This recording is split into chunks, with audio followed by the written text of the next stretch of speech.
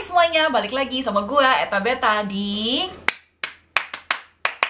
Mukbang. Seneng lagi, balik lagi sama kalian. Dan hari ini kita akan mukbang. Ini ada mie Korea yang namanya gomtang. Terus habis itu ada homemade bakso dari bikinan suami. Sama ada juga sedikit kimchi di sini. Dan hari ini seperti biasa, pas kita mukbang kita juga bakal cerita kisah kriminal. Dan gue pengen cepet-cepet mulai soalnya selain gue udah lapar, cerita hari ini juga bener-bener banyak, bener-bener mind blown banget, bener-bener pusing banget. Sampai cerita ini sampai dibikin sama Netflix juga. Terus habis itu ada hubungannya sama burung hantu in one of the story. Ada hubungannya sama pelacur yang gay. Ada hubungannya sama lihat-lihat percikan darah. Pokoknya bener-bener pusing ya. Tapi sebelum kita mulai, kita cobain dulu makanannya. Dan seperti biasa udah lapar banget, so just gonna give it a try. Look at this, wow, panjang banget. Aduh,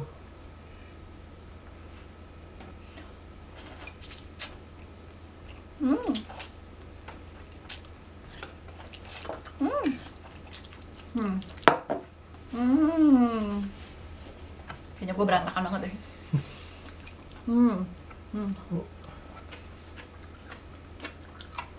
Oh my god,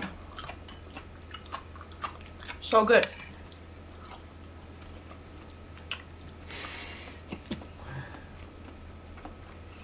So good tapi berantakan.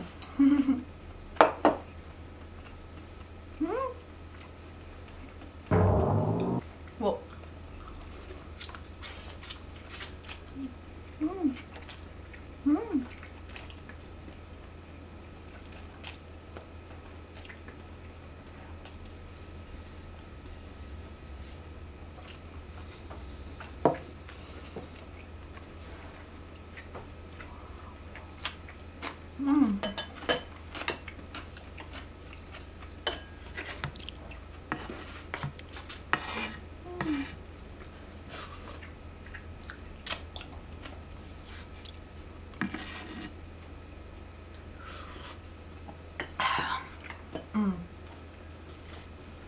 So good. One last bite.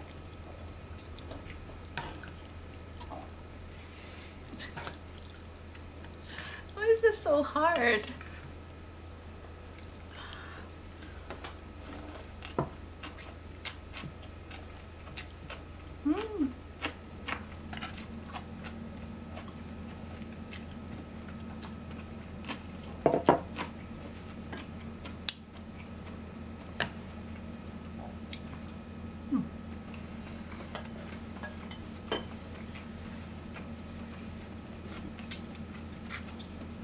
Oke, cerita hari ini bermulai di 2001 di North Carolina, di mana lagi? Di Amerika.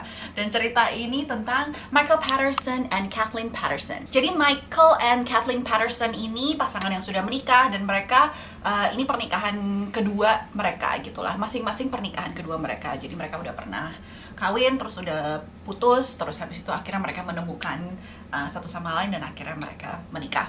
Dan mereka juga bawa anak-anak dari perkawinan sebelumnya. Mereka berdua bener-bener pinter, bener-bener punya banyak duit. Si Michael ini dia bekas tentara di perang Vietnam. Dan habis itu dia bikin novel, dan novelnya tuh bener-bener sukses banget sampai masuk kayak New York best seller gitu. Ada 2 bukunya dia. Terus habis itu ya pokoknya dia cukup terkenal lah. Terus habis itu si Kathleen ini dia memang salah satu leader yang pinter banget, cewek leader yang pinter banget. Jadi dia presiden di perusahaan kayak network gitu. Dan ada majalah bilang kalau dia itu value-nya 2,5 million US dollar. Jadi dua-duanya sukses, punya rumah gede, anak-anaknya juga udah pada gede-gede lagi, pada di universitas, ada lagi yang udah lulus universitas. Pokoknya such a happy and successful family. Tapi di 2001 itu semuanya berubah. Malam-malam, udah sekitar jam 2-an gitu, tiba-tiba ada telepon dari si Michael ke polisi, ke 911. 2 malam atau 2 pagi? Pagi. 2 siang atau 2 malam. Bener-bener malam. subuh pagi. Iya.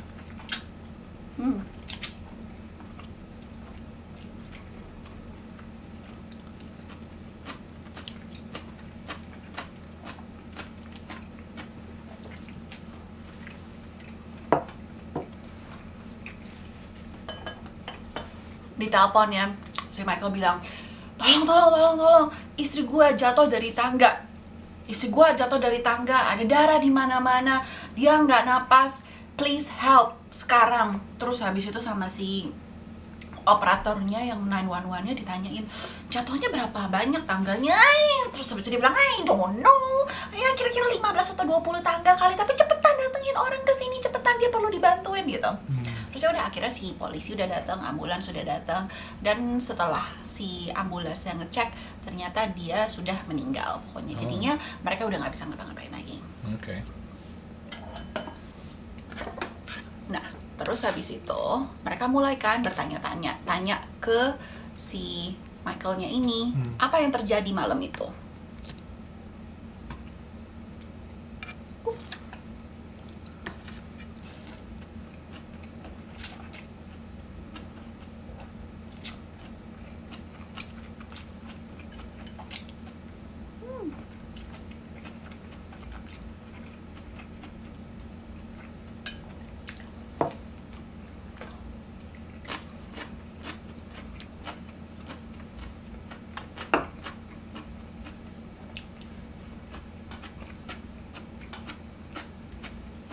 Jadi si polisinya nanya kan ke Michael, kamu lagi ngapain tadi? Apa yang terjadi? Terus habis itu si Michael bilang, gue nggak tahu apa yang terjadi. Gue sih lagi di luar. Mereka punya pool di rumahnya, punya kolam renang. Gue lagi di kolam renang di luar, bukan di dalam kolam renangnya, di pinggir kolam renangnya. Terus habis itu gue lagi ngerokok. Si Kathleen, istri gue, lagi ke atas, lagi pakai komputer.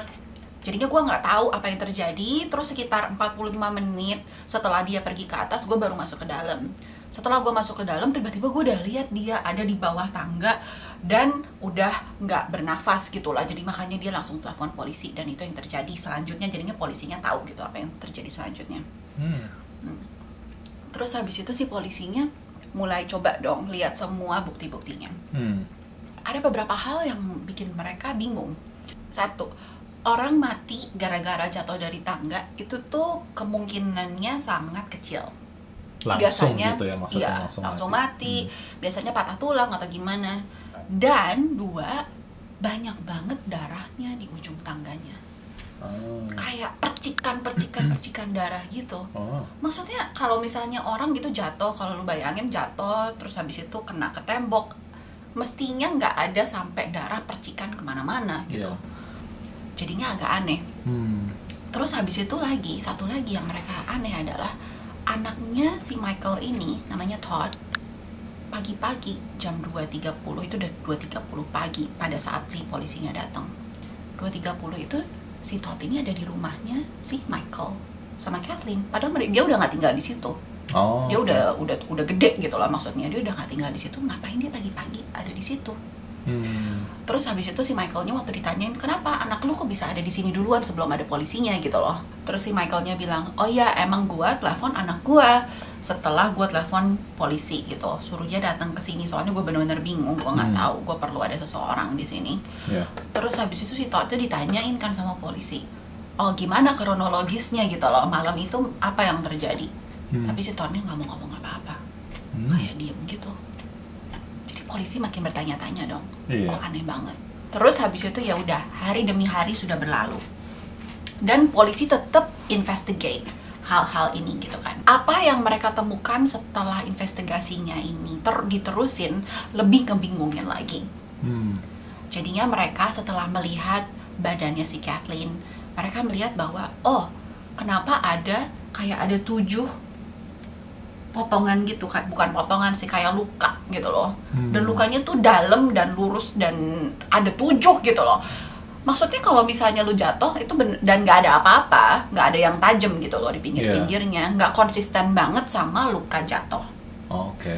Dan kayak terus kayak dibacok gitu. Kayak pokoknya kayak kena sesuatu gitu loh. Terus habis itu mereka juga lihat kok aneh banget, kenapa di kakinya si Kathleen ada darahnya. Maksudnya kalau lu jatuh terus lu step on your blood and then jatuh lagi, it's weird gitu loh. Kenapa? Kok aneh bisa kayak gitu? Yeah. Terus habis itu pas mereka lagi lihat lagi percikan darahnya, kelihatannya kayak ada yang ngapus darahnya, terus habis itu kena percikan lagi. Jadi kayak 2 kali. Bingung banget kan? Mikir setelah mau dihapus buktinya, terus dipercikin lagi. You'll see. You'll hear apa yang menurut forensik terjadi. Oke. Tapi itu bukan bukti, bukan satu-satunya bukti yang bikin mereka bingung.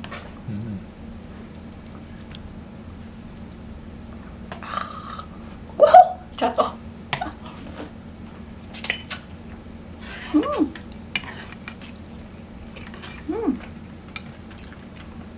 This is so good, you guys.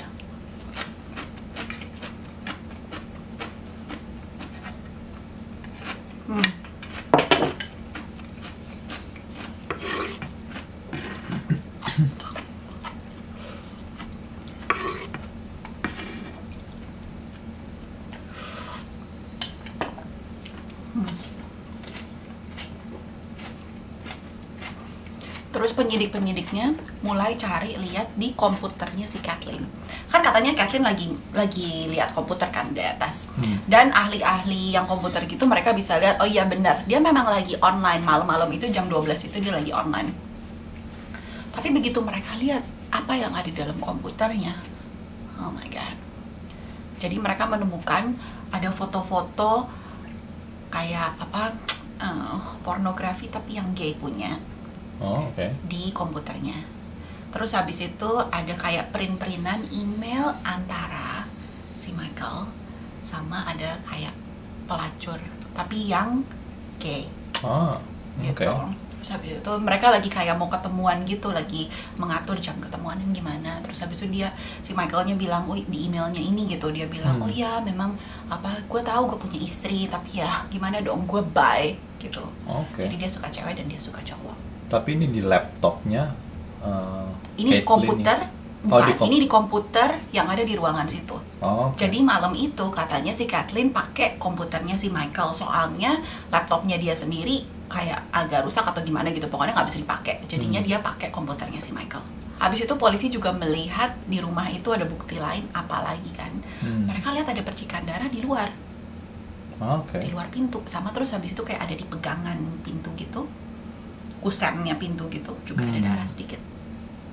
Kan jadinya, oh ini kok aneh banget, nggak konsisten banget lah pokoknya sama ceritanya. Soalnya menurut si Michael, si Kathleen ini minum-minum terus habis itu mungkin dia pusing terus jatuh gara-gara dia selalu pakai sendal kayak sendal yang kayak plastik gitu. Terus habis itu licin dan akhirnya dia jatuh gitu. Itu menurut si Michael begitu. Polisi terus-terusan ngeliat si background si keluarga ini kan. Jadi terus habis itu dilihat bahwa ternyata keluarga yang kelihatannya kayak ini ternyata kok utang kredit cardnya gede banget, 143.000 K. Setelah mereka lihat ternyata anak-anaknya yang cewek-cewek semuanya pada lagi kuliah kan, dan kuliah kan memang mahal. Jadi mereka bayarin semua. Dan anak-anaknya yang cowok-cowok juga pada minta duit gitu loh sama mereka, tolongin dong ini, tolongin itu gitu. Dan setelah mereka lihat lagi, si Kathleen ini adalah satu-satunya yang menghasilkan duit di keluarga ini. Dan si Michael ini tuh udah beberapa tahun itu tuh nggak bikin duit gitu loh buat keluarganya.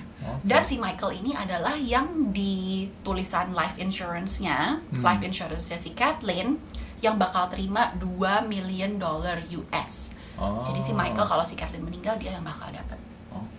Gitu. Jadinya semuanya pada lihat, oh iya, ini motifnya. Berarti dia mungkin mau duitnya. Gitu.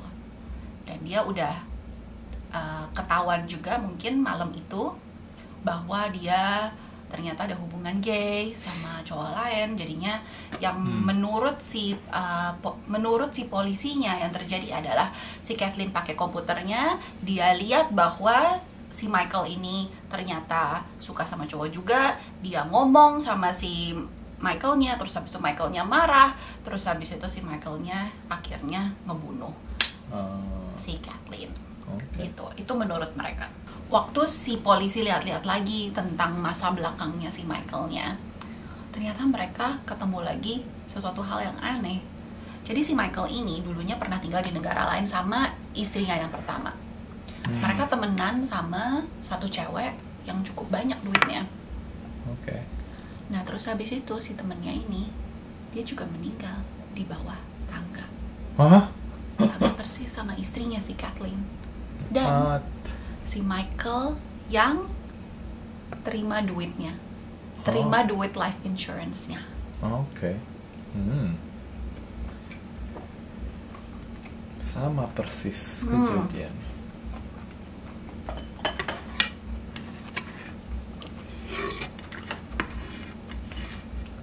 Dulunya waktu yang bukan kejahatan sih, waktu kematian yang pertama itu, polisi bilang bahwa itu tuh gara-gara kecelakaan. Gara-gara ada ini kejadian yang kedua kali, mereka ngegali menggali kuburnya si... Kuburannya. Iya, kubur. Aduh, bahasa Indonesia susah banget. Jadi mereka menggali kuburannya si temennya ini lagi. Dan ternyata setelah dilihat, ada luka juga di belakangnya. Sama persis. Tapi ini kan kejadiannya di negara lain kan? Betul. Maksudnya, oke. Pakai Interpol.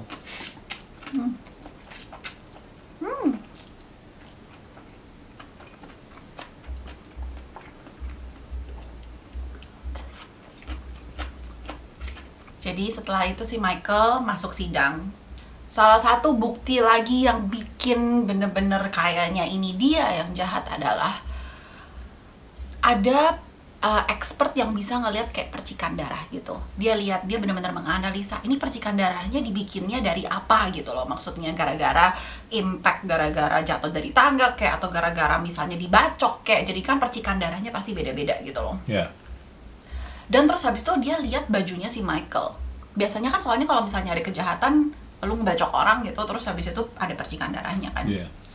Dia lihat kalau di bagian depannya, di bagian depan sananya kayak udah agak dibersihin gitu loh. Kayak dibersihin. Tapi gara-gara dia expert, dia udah tahu biasanya apa yang terjadi kalau kejadian seperti ini.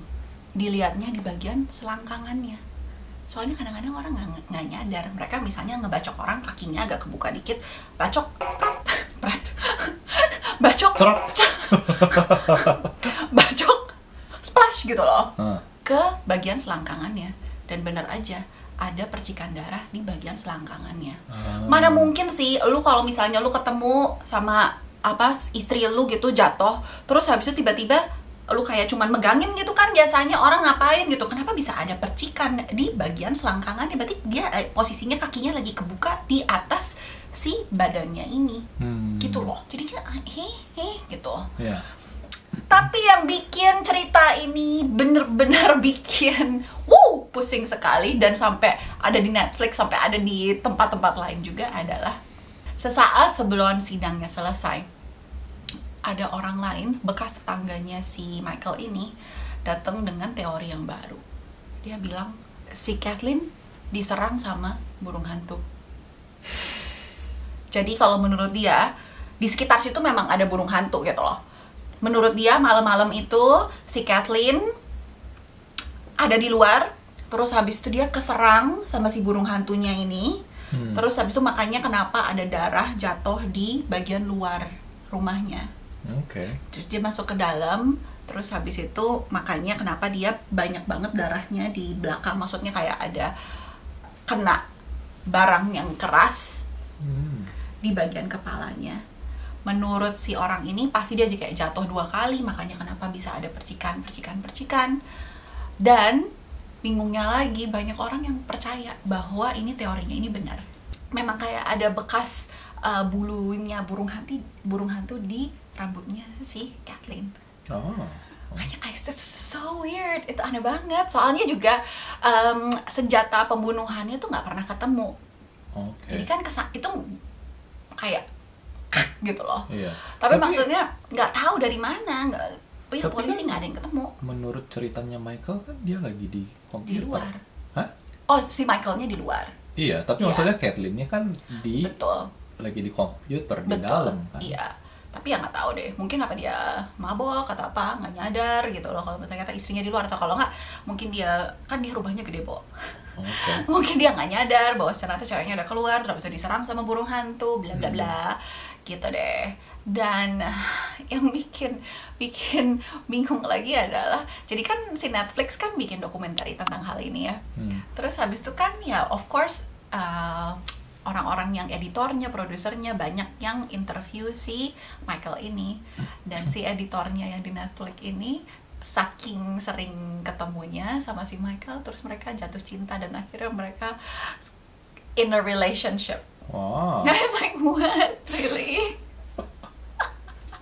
Bingung deh. Dan akhirnya si Michael ini setelah beberapa tahun di penjara, akhirnya dia bisa naik banding. Dan akhirnya di 2017 dia bisa dikeluarin dari penjara. Oh. Gitu deh. Dia nulis buku sendiri tentang kejadian ini. Jadi belum lama keluar. Ya, betul. It's very interesting. Kalau kalian ada punya account Netflix, kayaknya perlu ditonton deh. Kayak kita sendiri nggak punya account Netflix, jadi kita nggak tahu.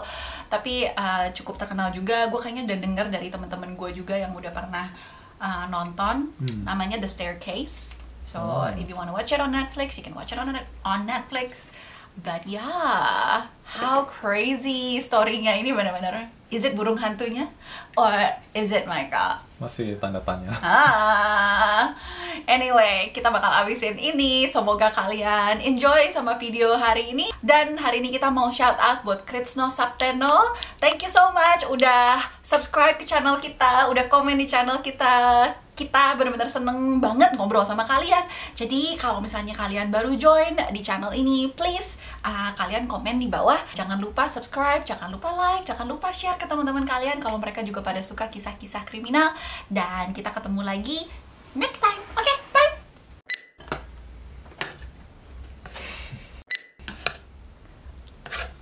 Habisin.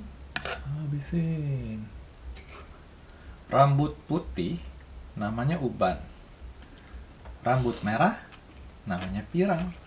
Kalau rambut hijau namanya apa? Rambut nenek. Rambutan belum matang.